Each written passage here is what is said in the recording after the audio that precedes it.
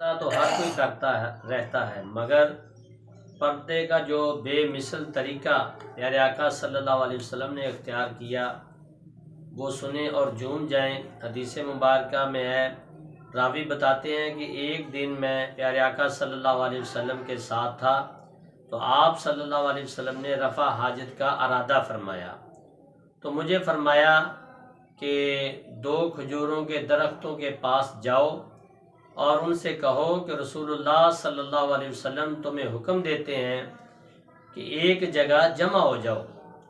تو راوی فرماتے ہیں میں نے ایسے ہی کیا تو وہ دونوں ایک جگہ جمع ہو گئے، تو آپ صلی اللہ علیہ وسلم نے ان کے ذریعے پردہ کیا اور رفع حاجت فرمائی۔ جب آپ صلی اللہ علیہ وسلم رفع حاجت فرما چکے تو راوی فرماتے ہیں مجھے حضور صلی اللہ علیہ وسلم نے فرمایا کہ ان کے پاس جاؤ اور کہو دونوں اپنی اپنی جگہ واپس چلے جائیں۔ تو راوی نے اسی طرح کیا کہ درختوں کو حکم دیا کہ تم دونوں اپنی اپنی جگہ واپس چلے جاؤ، تو وہ درخت اپنی جگہ واپس لوٹ گئے۔ تو سبحان اللہ، یہ حدیث مبارکہ ہمارے نبی علیہ الصلوۃ والسلام کی شان اجاگر کرتی ہے، اور اگر ایمان سلامت ہو تو پیارے آقا صلی اللہ علیہ وسلم کی شانیں جاننے کے لیے یہ ایک حدیث ہی کافی ہے۔ تو ثابت ہوا کہ درخت پیارے آقا صلی اللہ علیہ وسلم تو کجا آپ کے غلاموں کو بھی پہچانتے تھے، اور آپ صلی اللہ علیہ وسلم مشکل کشا نبی ہیں اور آپ کمال صاحب اختیار نبی ہیں۔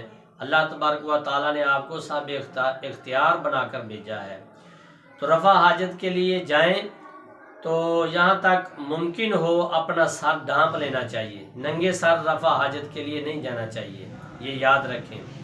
اور رفع حاجت کے لیے حدیث مبارکہ ہے کہ بیت الخلاء میں داخل ہونے سے پہلے بسم اللہ شریف پڑھ لیا کریں یا دعا پڑھ لیا کریں۔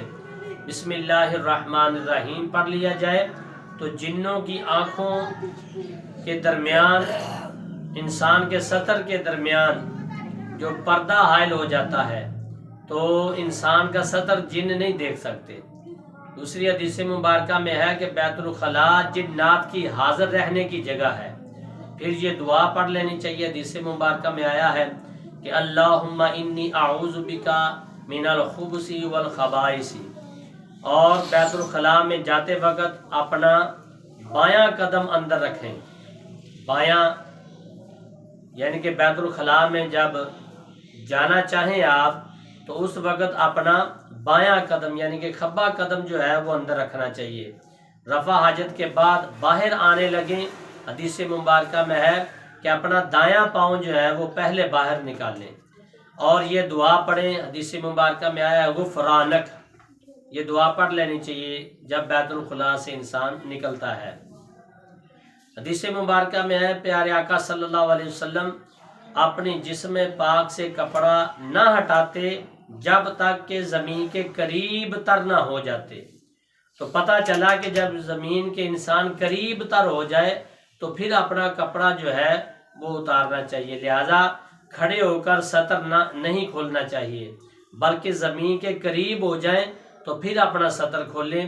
یہی طریقہ ہمارے پیارے آقا صلی اللہ علیہ وسلم کا تھا۔